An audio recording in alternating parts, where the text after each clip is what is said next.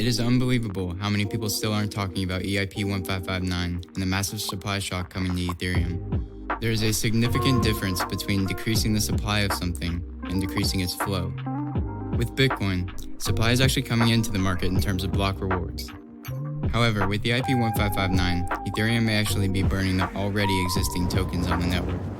By now, lots of you have probably heard tons of speculation about EIP-1559. But how many of you know exactly what it means for the Ethereum network and its price? In this video, I will attempt to explain this and lay out the bull case for Ethereum as a result of what has now become the most popular Ethereum improvement proposal to date. So first off, what is EIP-1559? This Ethereum improvement proposal was devised by Vitalik Buterin more than 3 years ago, and it has some massive implications from both a monetary standpoint and user experience standpoint. It was created at an aim to optimize the transaction fee model for users by making gas fees significantly more predictable and potentially even picking up the speed of the network. The way the transaction fee model is now works moderately well, but during times of network congestion, they can get quite expensive and slow. Transactions are known as a first price auction. The highest bidder, usually being a high volume trader on a DEX, submits bids with a higher gas price in hopes of getting their transaction confirmed first. Now this makes sense for the traders because miners are constantly scanning the network for the most profitable transactions, oftentimes leaving others with a low gas price excluded from the next block. Combine this with wallets like MetaMask that allow traders to manually set the gas price, and the result is effectively thousands of traders bidding up the gas price arbitrarily high against each other. This is part of what EIP-1559 was initiated to fix. The way it will work is simple, yet it's an ingenious solution that may just give Ethereum a newfound form of ultrasound monetary policy through deflationary mechanisms. EIP-1559 creates a sort of positive feedback loop between the fees on the network and the utilization of the network. It will introduce the base fee, a variable fee which is set by the protocol that fluctuates depending on the network usage at the current block.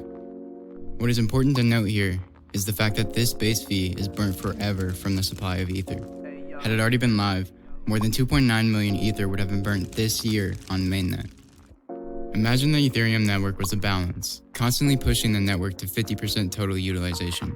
At 100% utilization, the base fee increases with each ongoing block, gradually driving up the gas fees until users begin submitting less transactions and burning Ether in the process. For every block with increasing base fees, miners will increase the gas limit, allowing more transactions in the preceding blocks until demand is once again at 50%. Alternatively, at 0% utilization, the network would decrease the base fee until more users begin submitting their transactions in the block. Now there is also an interesting synergy here, where the increase in base fee, which is burned, simultaneously makes Ether more valuable and more attractive for miners. With more miners, soon to be validators, the network has more throughput, allowing more users to submit transactions on the network. Another change introduced in EIP-1559 is the miner tip, an optional fee of which can be used to tip miners to prioritize transactions. This will be particularly useful for high-volume and arbitrage traders. In unison, both the base fee and miner tip will allow for MetaMask and other Web3 wallets to easily submit transactions to the network with the base fee automatically set, which means traders no longer have to use high gas to be included in the next block, effectively even lowering gas prices. Now I know what you may be thinking. All of this sounds great, but aren't less fees a bad thing for miners? From a theoretical standpoint, the answer is no. Let's say I'm a miner who makes 1 Ether a month mining on the network. This Ether is worth $2,000. After EIP-1559, I am only making 0.8 Ether a month because of the base fee that is being burnt. But with this Ether being removed from the already existing supply on the network, the price of Ether will increase.